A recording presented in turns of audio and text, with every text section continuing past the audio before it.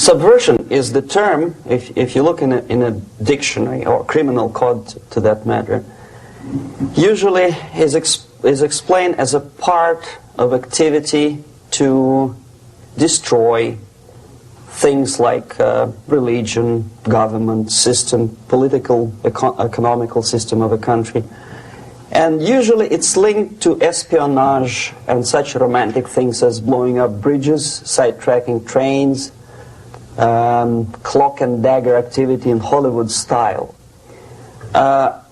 What I'm going to talk about now has absolutely nothing to do with the cliché of espionage or K.G.B. activity of collecting information.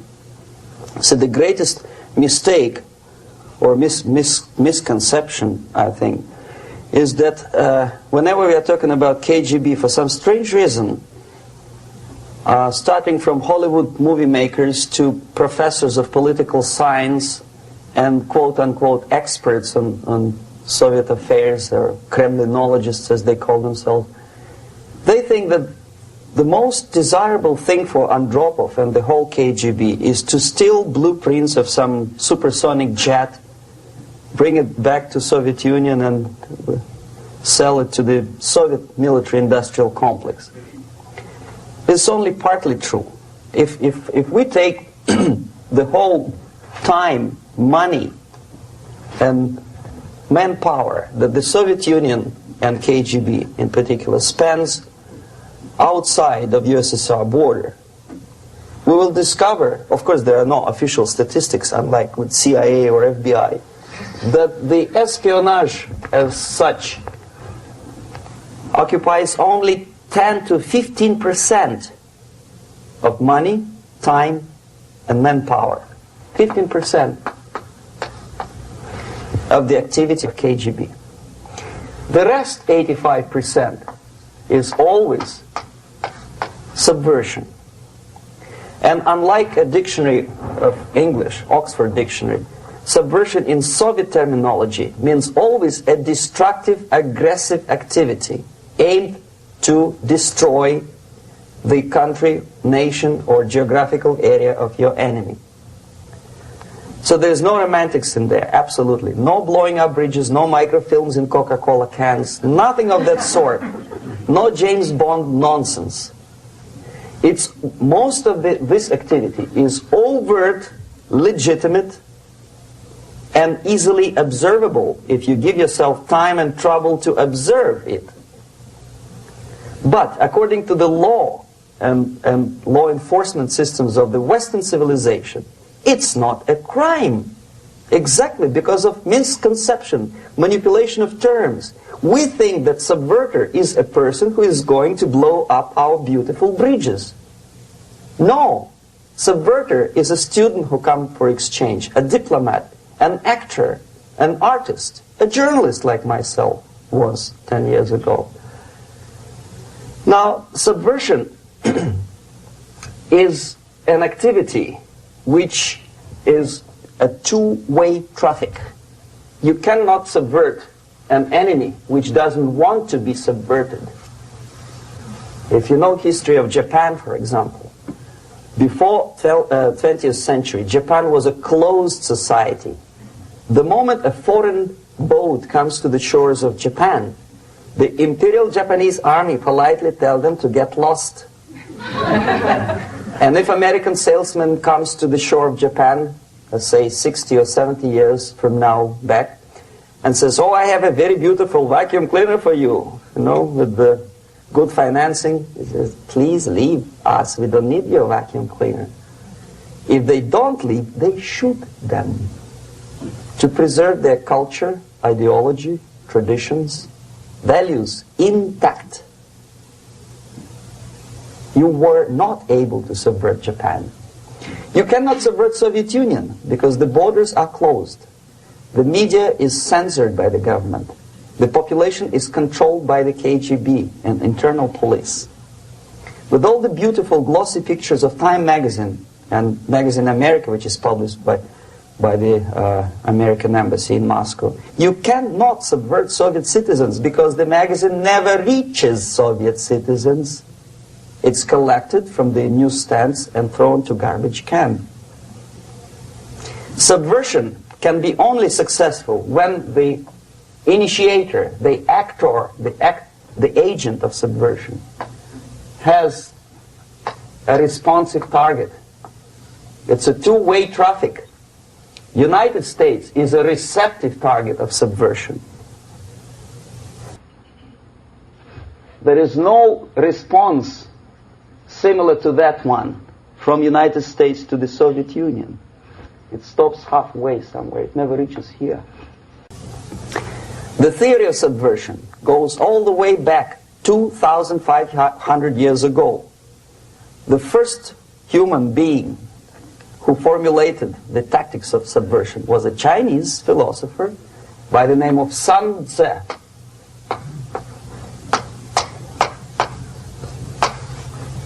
To 2,500 years BC. He was an advisor for several imperial courts in ancient China. And he said, after long meditation, that to implement state policy in a warlike manner, it's the most counterproductive, barbaric, and inefficient to fight on a battlefield. You know that war is continuation of state policy, right? So if you want successfully to implement your state policy and you start fighting, this is the most idiotic way to do it. The highest art of warfare is not to fight at all,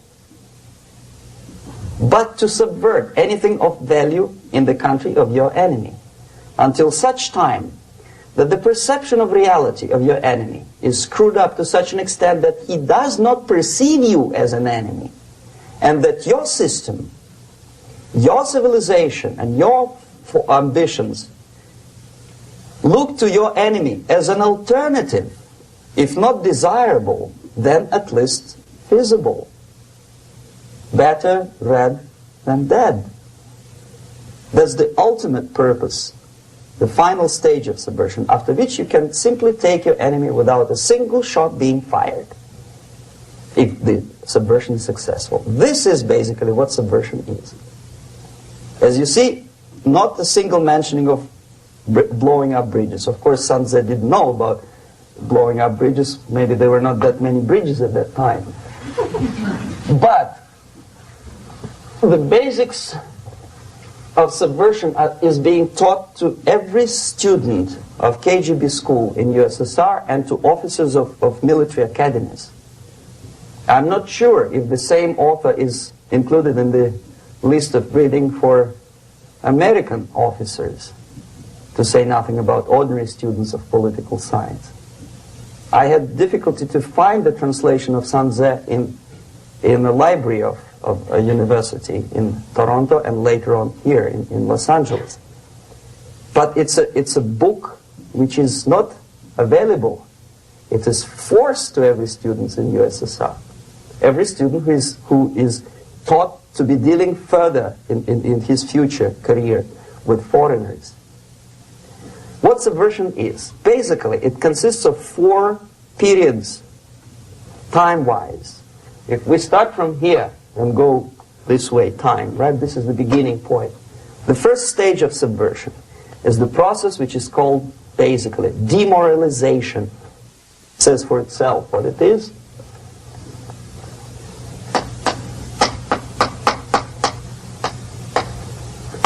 It takes from, say, 15 to 20 years to demoralize a society. Why 15 or 20 years? This is the time sufficient to educate one generation of students or children. One generation, one lifetime span of a person, a human being, which is dedicated to study, to shaping up the outlook, ideology, personality. No more, no less. Usually it takes from 15 to 20 years. What it includes? It includes influencing, or by various methods, infiltration, propaganda methods, direct contacts, doesn't really matter. I will describe them later. Of various areas where public opinion is formulated or shaped. Religion, educational system, social life, administration, law enforcement system, military, of course, and labor and employer relations, economy. Okay? 5 areas. I will not write them down because we will not have enough space. Sometimes when I describe all the methods, students ask me question, are you sure this is the result of the Soviet influence? Not necessarily. You see, the tactic of subversion, about which I'm talking, is similar to the martial art, the Japanese martial art.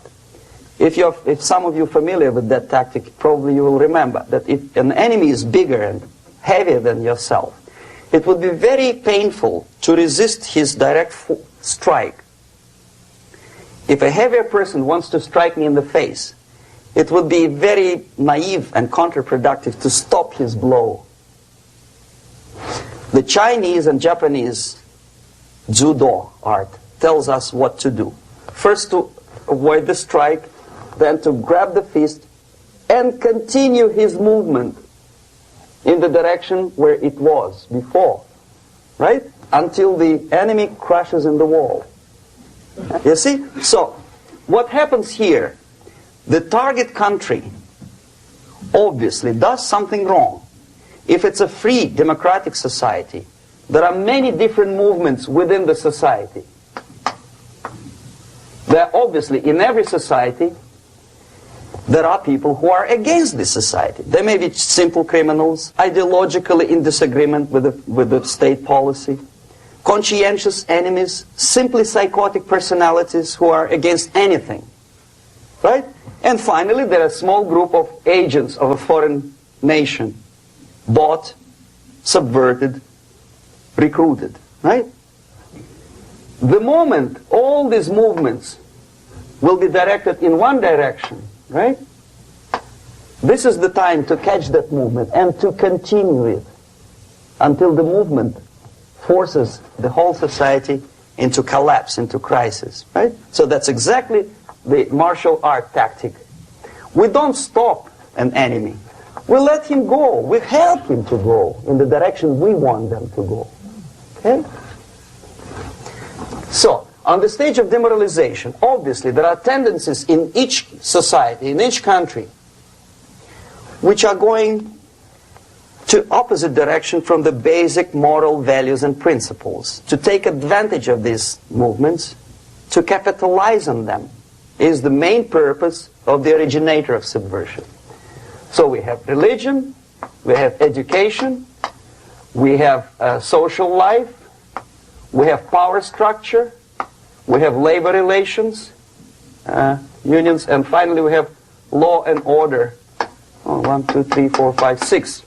Okay? These are the areas of application of subversion. What it means exactly?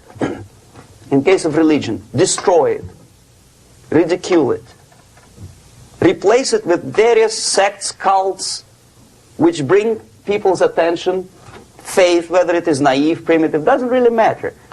As long as the basically accepted religious dogma is being slowly eroded and taken away from the supreme purpose of religion, to keep people in touch with the supreme being, that serves the purpose. Therefore, replace it, accepted, respected religious organizations with fake organizations.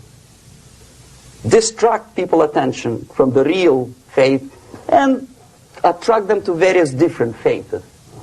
Education. Distract them from learning something which is constructive, pragmatic, efficient. Instead of mathematics, physics, foreign languages, chemistry, teach them history of urban warfare, natural food, home economy, your sexuality, anything, as long as it takes you away, okay, Social life. Replace traditionally established institutions and organizations with fake organizations. Take away the initiative from people. Take away the responsibility from naturally established links between individuals, group of individuals, and society at large, and replace them with artificially, bureaucratically controlled bodies. Instead of social life and friendship between neighbors, establish social workers institutions. People who are on payroll of whom? Society? No. Bureaucracy. The main concern of social workers is not your family, not you, not social relations between groups of people. The main concern is to get the paycheck from the government. What will be the result of their social work doesn't really matter. They can develop all kind of concepts to show to the government and to the people that they're useful. Okay. Away from the natural links. Power structure. Okay. The natural bodies of administration, which are traditionally either elected by people at large or appointed by elected leaders of society, are being actively substituted by artificial bodies. The bodies of people, groups of people, whom nobody elected. Never. As a matter of fact, most of the people don't like them at all, and yet they exist. One of such group is media. Who elected them? How come they have so much power? Almost monopolistic power on your mind. They can rape your mind. But who elected them? How come they have a nerve to decide what is good and what is bad for the elected by you, president, and his administration? Who the hell are they? Spiro Agnew, who was hated by the liberal left, called them a bunch of enfeebled snobs. And that's exactly what they are. They think they know. They don't. The level of mediocrity. In a big establishment like New York Times, Los Angeles Times, major television network, you don't have to be excellent journalist. You have to be exactly a mediocre journalist. That's easier to survive. There's no competition anymore. You have your good, nice income, $100,000 a year. That's it. Whether you are better or worse doesn't really matter anymore. As soon as you're smiling to the camera and do your job. That's it. No more competition. Power structure slowly is eroded by the bodies and groups of people who do not have neither qualification nor the will of people to keep them in power, and yet they do have power. Okay. Together with that, there is another process. Law enforcement, law and order organization and structure is being eroded. For the last 20, 25 years, if you see old movies and new movies, you can see that in new movies, a policeman, an officer of the United States Army looks dumb, angry, psychotic, paranoid. A criminal looks nice, kind of, well, he smokes hash and shoots the whatever drug, but basically he's a nice human being. He's creative. And he's unproductive only because society oppresses him. Whereby a general of Pentagon is always, by definition, a war maniac. A policeman is a pig, rude policeman. He abuses his power. No? A generalization like that.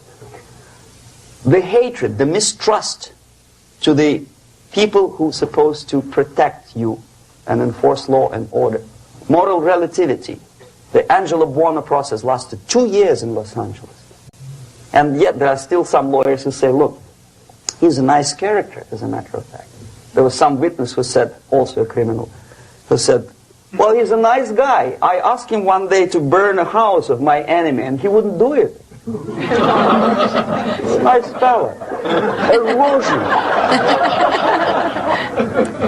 A slow substitution of basic moral principles, whereby a criminal is not a criminal, actually. He's a defendant. Even if his guilt is proven, there is still a doubt to kill or not to kill, to be or not to be. Thou shalt not kill, yes, but this line may not necessarily be applicable to a murderer. Thou shalt not murder. That should be the presumption, not that thou shalt not kill. Okay, labor relations.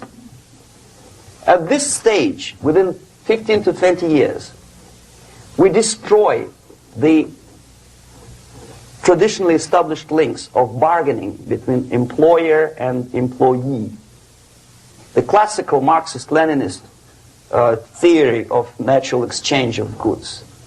A person A has 5 sacks of grain and person B has 5 pairs of shoes. And the natural exchange without money is when they bargain between each other.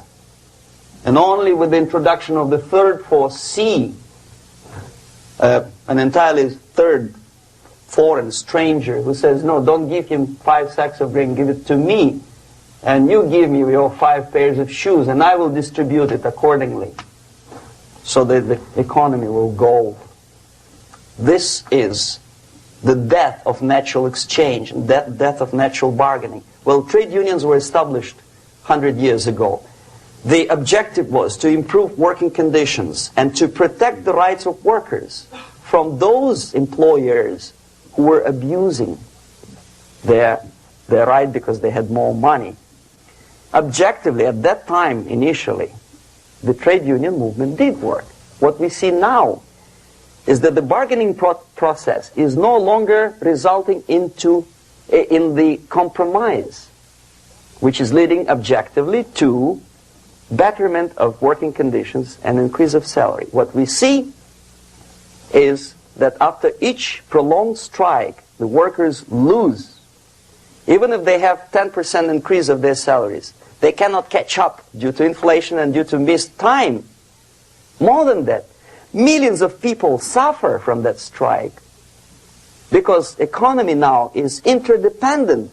It's intertwined like one body. If previously steel workers, say 100 years ago, could strike and nobody would suffer, now it's impossible anymore. If a garbage collector strikes today, the rest of the multi-million city is stinking. I mean, there's no more service. In Quebec, for example, we had the electricians who were on strike in the middle of winter. You can freeze your bottom, and they still were on strike. Did they catch up with the salary? No, they lost. Who benefited? The leaders of trade union. What is the motivation for strike? Improving of workers' condition? No, obviously it's not. Then what is it? Ideology. To prove to these capitalists. And the obedient horde of workers, like sheep, follow these people. And they cannot disobey. Why? Because if they do, you know what happens to them. Pickets, murders, shooting truck drivers by picketers. In Montreal, for example, I saw with my own eyes when I was correspondent of CBC International, Canadian Broadcasting Corporation, when the workers of aircraft factory destroyed computers and the equipment in the factory. And the administration employed strike breakers. Their cars were turned upside down and burned. Their houses were burned. Their kids were intimidated. And some victims were there. Of that you can be sure. Why? To improve conditions of workers? No.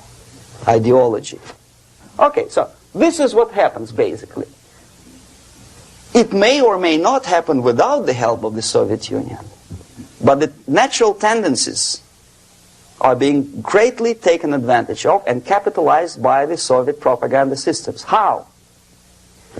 Whenever trade union strikes, we have influx of propaganda, mass media, ideological dissemination. The workers' right, and we repeat it like parrots. Yes, workers' right. Whose rights? Workers? No. The only freedom of worker to sell his labor according to his own desire and will is taken away from him. By whom? By trade union boss.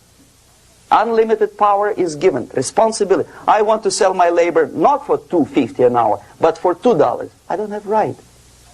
My freedom is denied to me. I know that if I sell my work for $2 an hour, not for $3 an hour, I will compete better with the other guy who is lazy and more greedy. I don't need $3. I need only $2. No, I was made to believe by media, by business, by advertising agencies that I need more and more and more. Have you ever heard any advertising on TV to consume less? No. No way. Whether you need a six-cylinder car or not, you have to buy it. And hurry up. When I was driving here on the local radio station, an excited announcer said, "You hurry up, rush and save, save, save. There is a pantyhose sale." Save by buying more. See? Of course. It would be too naive to expect that K.G.B. makes that advertising agency to do such a crazy commercial. No, of course not. But what we did when I was working for Novosti Press, we would snow plow editorial offices, student organizations, religious groups with literature of class struggle. If not directly Marxism-Leninism propaganda, then a propaganda of legitimate aspirations of working class, betterment of life, equality. Equality, mind you. President Kennedy once said, we will make America to believe that people are born equal. Are people born equal? Is there any mentioning in the Bible or any other holy scripture in any religion, if you don't believe me, go to the library and check it. There is not a single word about equality. Just the opposite. By your deeds, God will judge you. What you do is important. The merit of your personality. You cannot legislate equality. If you want to be equal, you have to be equal. You have to deserve it. And yet we build our society on the principle of equality. We say people are equal. We know it is false. It's a lie. Some people are tall and stupid. Others are short, bold, and clever.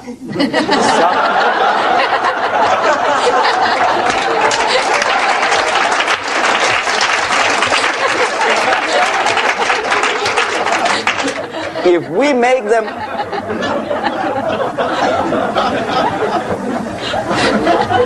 make them equal by force, if we put the principle of equality in the basis of our socio-political structure, it's the same thing as building a house on sand. Sooner or later it will collapse, and that's exactly what happens.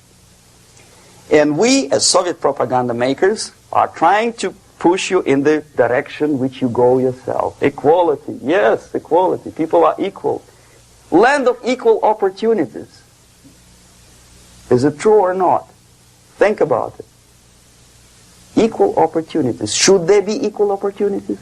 For me and for a lazy bastard who come here from some other country and immediately registers as a welfare recipient benefits?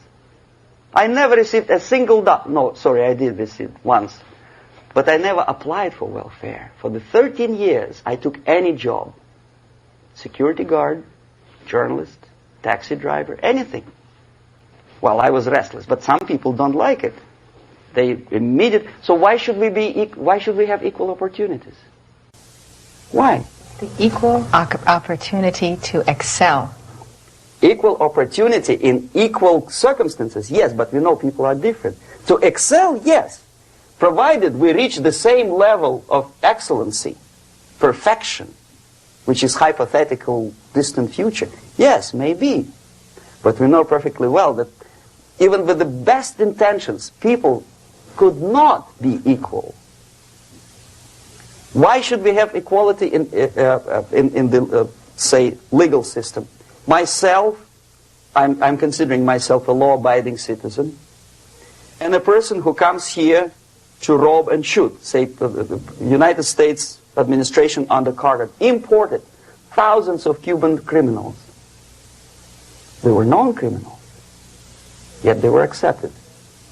Do you think it's fair if myself and my wife from Philippines, who work like excuse me, horse as a lab technician in a hospital should have the same rights as a criminal from Cuba?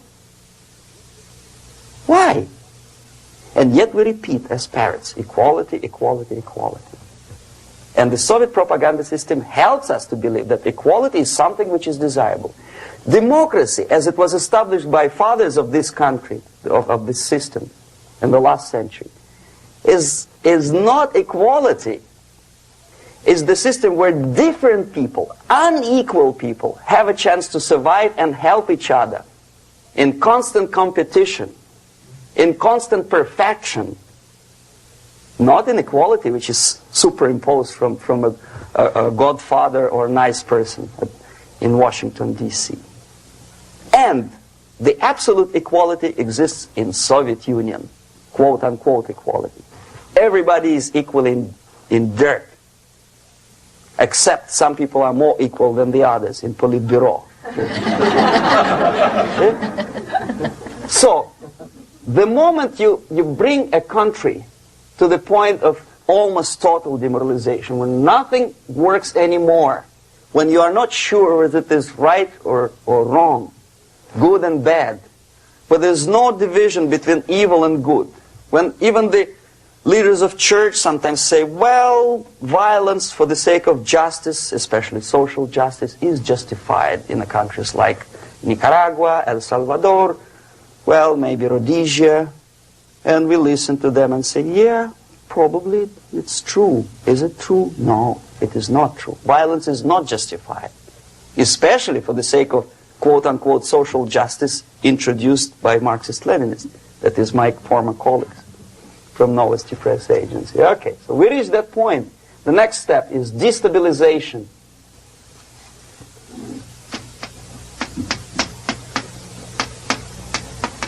Again, this word says for itself what it is. To destabilize all the relations, all the accepted institutions and organizations in a country of your enemy. How you do it? You don't have to send a battalion of K.G.B. agents to blow up bridges. No. You let them do it themselves. The area of application is, again, it's narrower now. Not like the previous case. The overt legitimate actions of the K.G.B. in this case would be hardly noticeable. There is no crime if a professor who recently went to USSR introduces a course of Marxism-Leninism in a Californian college, for example. Nobody is going to come to his doorstep and say, okay, mister, come, you are under arrest. No, it's not a crime. It's not even considered a moral crime against your country. So the area of application here is narrowing down to economy, again labor relations, right? To law and order, plus military. And economy, law and order. Yes, and again the media, but wider scope, little bit different. I'll explain you later. Okay, basically 3 areas. Economy. The radicalization of bargaining process.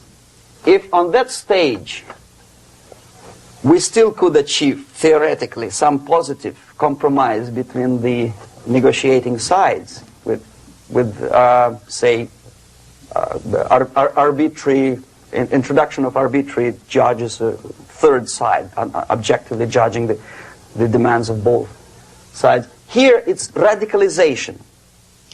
On the stage of destabilization, we cannot come to compromise even within a family. The husband and wife couldn't figure out which is better. Husband wants his kids to eat at the table, and wife wants a child to roam around the room and drop food all over the floor. They cannot come to compromise unless they start a fight. It's impossible to reach a compromise, constructive compromise, between neighbors. Some people say, I don't like you to watering your lawn at that time because exactly at that time I'm walking my dog and he's getting nervous. He cannot pass his bowels, you know. So they cannot compromise. They go to a civil court or something like that. Radicalization of human relations. No more compromise. Fight, fight, fight. The normal, traditionally accepted relations are destabilized. The relations between teachers and students in schools and colleges. Fight. The relations between, in economical sphere, between laborers and employers are further radicalized.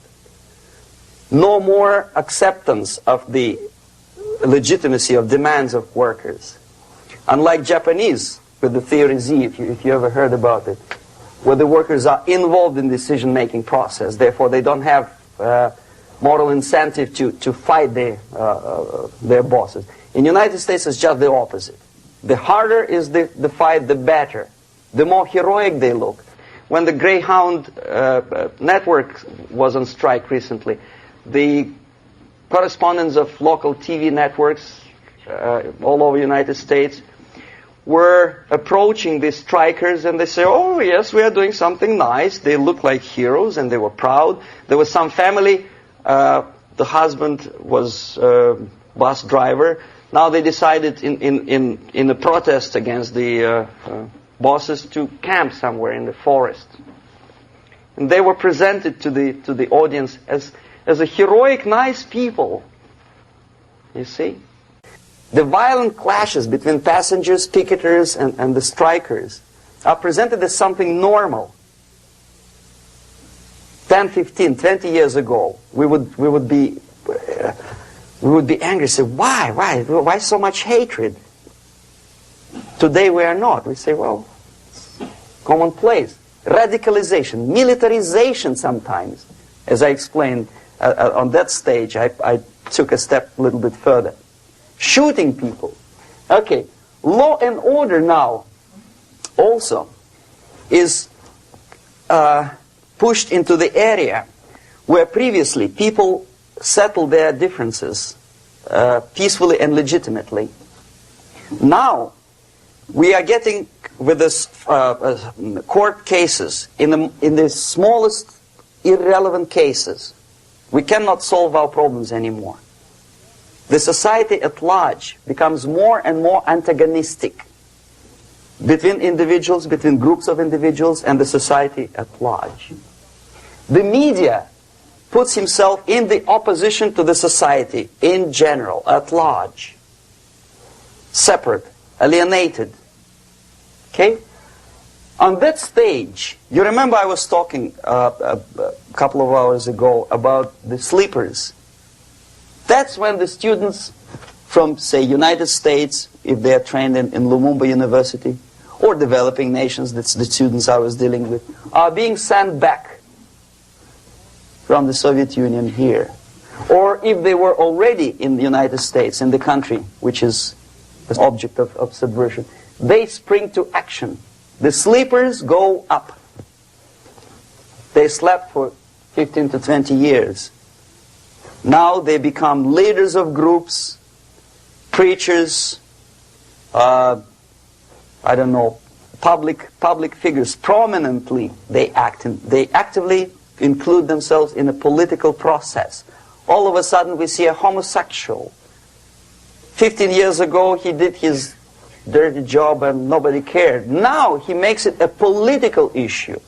He demands recognition, respect, human rights, and he rallies a large group of people. And there are violent clashes between him and police, his group and ordinary people, no matter what. It's black against white, yellows against green, doesn't matter where the division line goes. As long as this group come into antagonistic clash, sometimes militantly, sometimes with firearms, that is destabilization process. The sleepers, many of whom are simply K.G.B. agents, become leaders of the process of destabilization. Doesn't mean that Comrade Andropov sends Comrade Ivanov to the United States. The person who takes care is already here.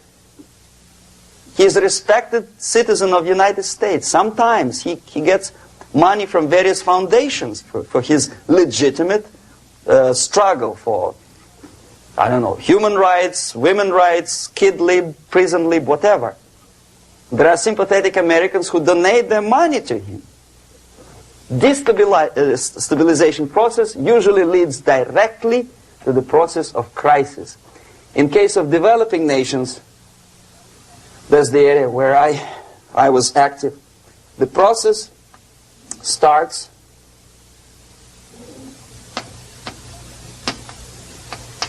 when the legitimate bodies of power, the social structure collapse. It cannot function anymore.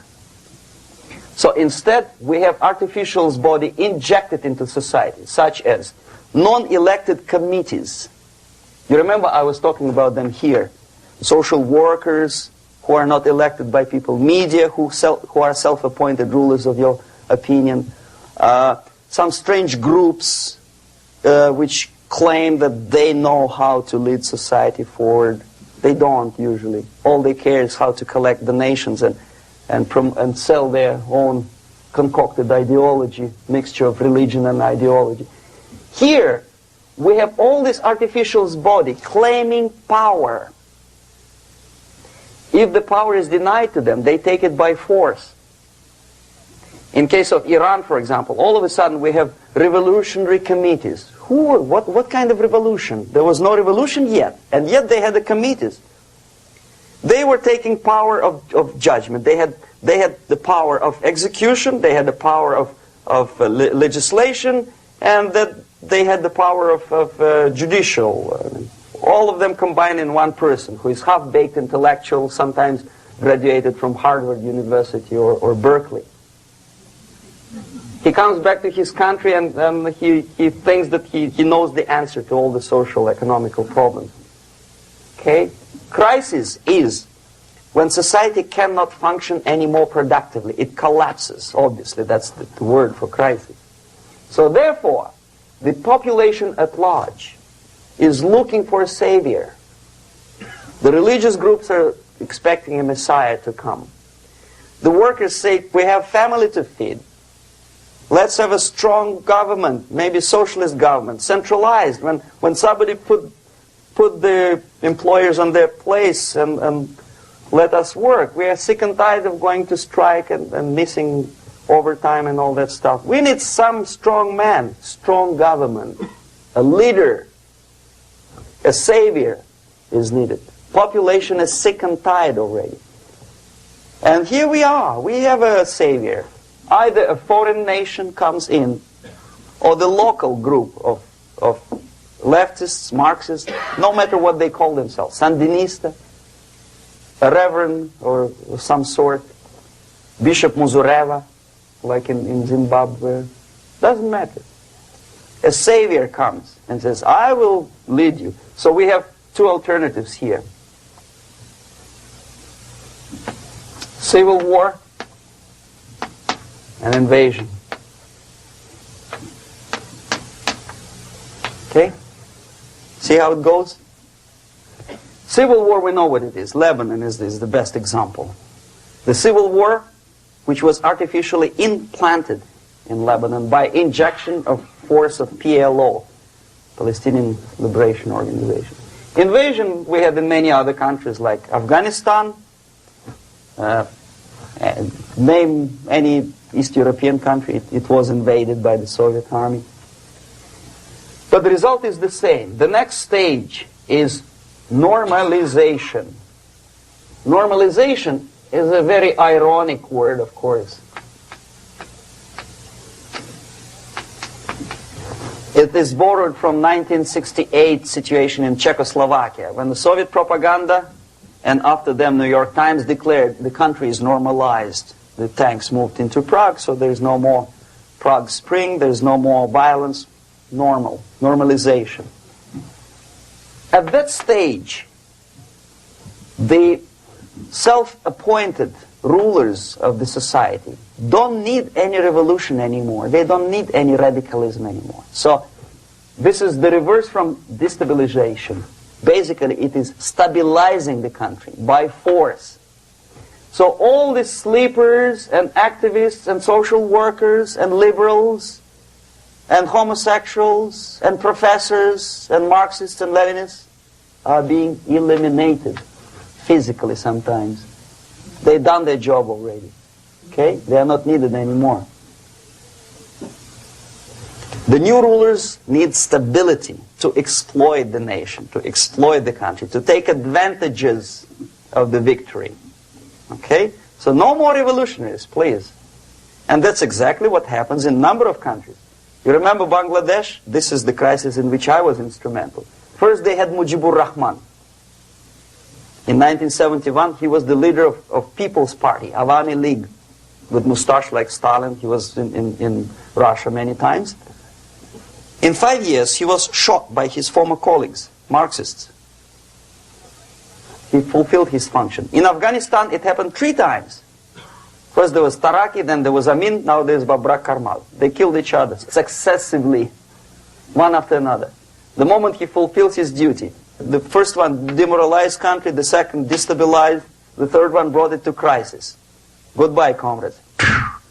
Babrak Karmal comes from Moscow and put into the seat of power. Same thing happened in Grenada recently. Maurice Bishop, Marxist, was killed by Austin, what's his name, General something, who was also a Marxist. Right? So no more revolutions, please. Normalization now. From now on, no more strikes, no more homosexuals, no more women lib, no more kid lib, no more lib, period. A good, solid, democratic, proletarian freedom. That's it. Now, to reverse this process takes enormous effort. When today, United States had to invade Grenada to reverse the process of subversion. Some people say, boy, this is not good, it's not kosher to invade the beautiful country, island of Grenada. Well, why didn't you stop the process here, when Grenada was just approached by leftists? Why not to prevent Maurice Bishop to come in power in the first place? Did Grenadians want him? Very questionable. They didn't know who was Maurice Bishop in the first place. He came to power by coup d'etat himself. Okay? No, we let the situation develop further and further and further until the crisis and normalization very soon. And then the United States decided to invade country, discovering that the country was absolutely a military base for the Soviet Union. Of course it's a drastic measure. Of course it's a pity that Marine Corps had to lose, what, 17 lives. Very bad. Why not to stop the process before it comes to crisis? Oh no, intellectuals will not let you. It's interference into domestic affairs. They're very careful not to let American administration to interfere in domestic affairs of Latin American countries. They don't mind Soviet Union interfere in these affairs. Okay. So to reverse this process, from here, it takes only and always military force. No other force on earth can reverse this process at this point. At this point, it does not take military invasion of the United States Army. It takes strong action, like in Chile. A CIA covert involvement to prevent the savior from outside to come into power and to stabilize country before it erupts into civil war. Okay? Support the right-wing conservative forces. By money, by crooks or love, doesn't matter. Stabilize the country. Don't let the crisis develop into civil war or invasion. Oh no, your liberals will say it's against the law. The Congress will not appropriate money for covert actions of CIA. Why not? Should we wait till the normalization come and Soviet tanks land in Los Angeles airport? Now, at that point, at the point of destabilization, also the process could be reversed. Again, easily than this. No CIA involvement at this point. You know what it takes here? Restriction of some liberties for small groups which are self-declared enemies of the society. As simple as that. Oh no, the media and liberals will tell you this is against the American Constitution. How can we, by force, deny the civil rights to criminals, for example? It's not good. Okay? So we allow them to. Okay, if you allow the criminals to have civil rights, go on and bring the country to the crisis. This is a bloodless way to do. Curb the rights. I mean, not to put them in prison. No, I'm not talking about putting all the gays from San Francisco in the concentration camp. Do not allow them to take political force.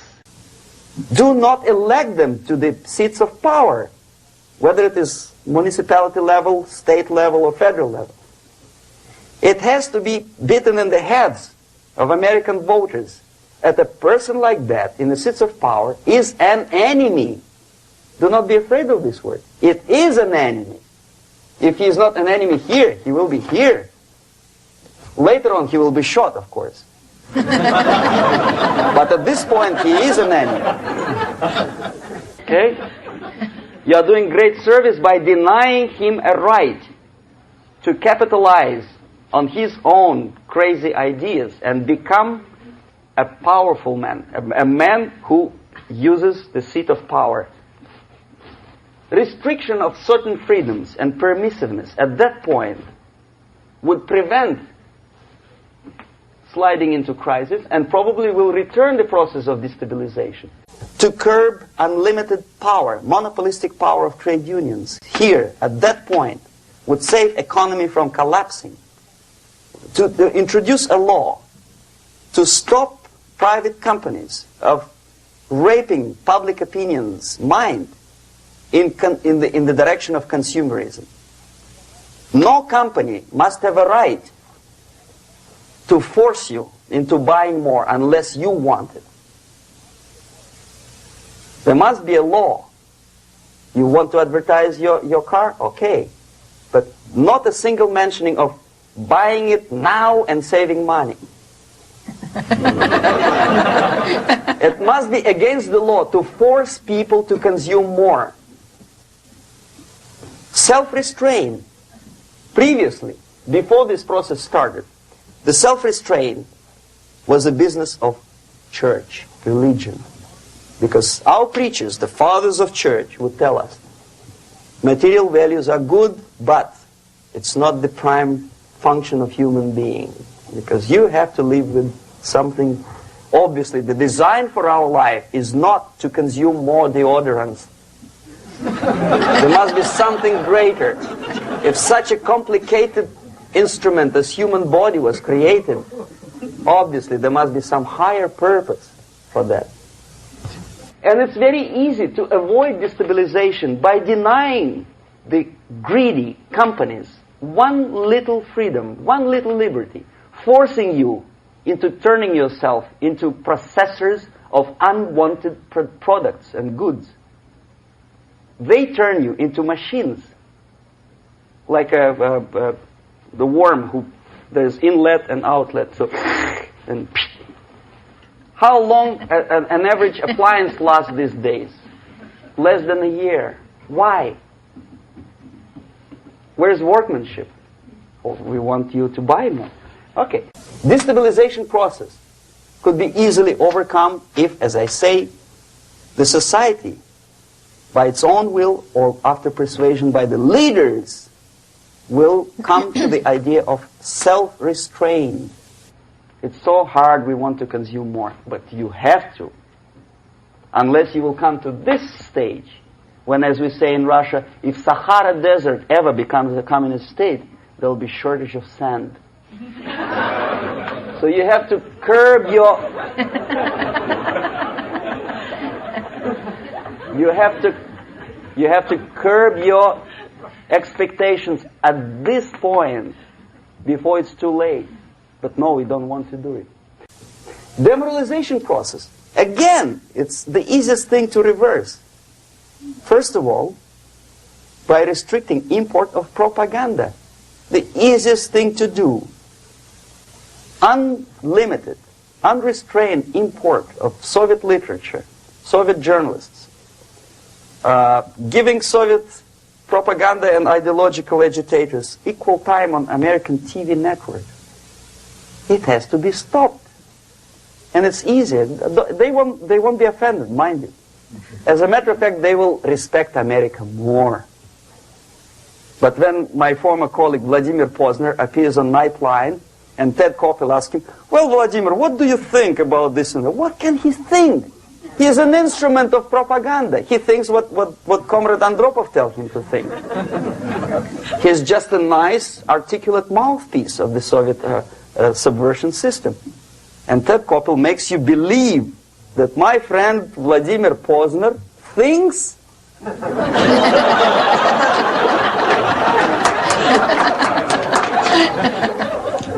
the process of demoralization may not have started at all if at that point the country, which is a recipient of subversion, actively, not violently, but actively, prevents importation of foreign ideology. I don't want America to follow the pattern of ancient Japan.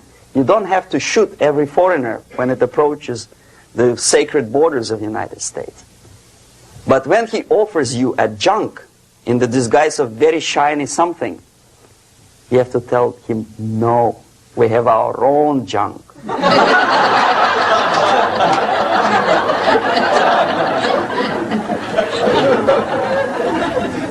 If at that point the society is strong, brave, and conscientious enough to stop importation of ideas which are foreign, then the whole chain of events could be prevented. Recently I've been to Philippines, and I was shocked how in big cities like Manila, children listen to deafening music. A melodious nation with long traditions of good, nice ethnic music, introduced by Spanish long time ago, maybe 2 centuries, 3 centuries ago, I don't remember how long. All of a sudden listen to musical garbage, blasting their radios at full blast, at full volume. Why? In India, I spent many years watching the reactions of Indians walking out of movie theaters after seeing Hollywood production. They couldn't figure out why Americans are so wasteful. They smash their cars, their shiny cars, every 5 minutes. How come they shoot each other for $500,000? Is it true that they are so obsessed with sex? Can you imagine showing a movie where each 5 minutes there's a copulation on the screen to a country like India with long tradition of respect to these private matters, or to Pakistan? And United States expect these people to respect you? No way. Oh yes, they will see the movie, they'll pay 5 rupees to see that garbage, but they walk out and will tell their kids, don't respect Americans, don't be like Americans. See? So, the process of demoralization could be stopped right here, both as an expert and as an import. And that takes one step, one very important thing to do. You don't have to expel all the K.G.B. agents from Washington, D.C. The most difficult and at the same time the simplest answer to the subversion is to start it here and even before, by bringing back the society to religion, something that you cannot touch and eat and put on yourself, but something that rules society and makes it move and preserve it. A Soviet scientist, Shafarevich, who has nothing to do with religion, he is a computer scientist, did a very intensive research on the history of socialist countries. He calls socialist or communist any country with a centralized economy and a pyramidal style of power structure. And he discovered, actually he didn't discover it, he just brought to attention of his readers, that civilizations like Mohenjo-Daro in the river Indus area, like Egypt, like Maya, Incas, like Babylonian culture, collapsed and disappeared from the surface of Earth. The moment they lost religion, as simple as that, they disintegrated. Nobody remembers about them anymore. Well, distantly. So, the ideas are moving society and keeping mankind as a society of human beings, intelligent, moral agents of God. The facts, the truth, the exact knowledge may not. All the sophisticated technology and computers will not prevent society from disintegrating and eventually dying out. Have you ever met a person who would sacrifice his life, freedom, for the truth like that? This is truth. I never met a person who said, this is truth and I'm ready to shoot me. To defend the truth. Right? But millions sacrifice their life, freedom, comfort, everything for things like God. Like Jesus Christ. It's an honor. Some martyrs in the Soviet concentration camp died. And they died in peace. Unlike those who shouted, "Long live Stalin," knowing perfectly well that he may not live long.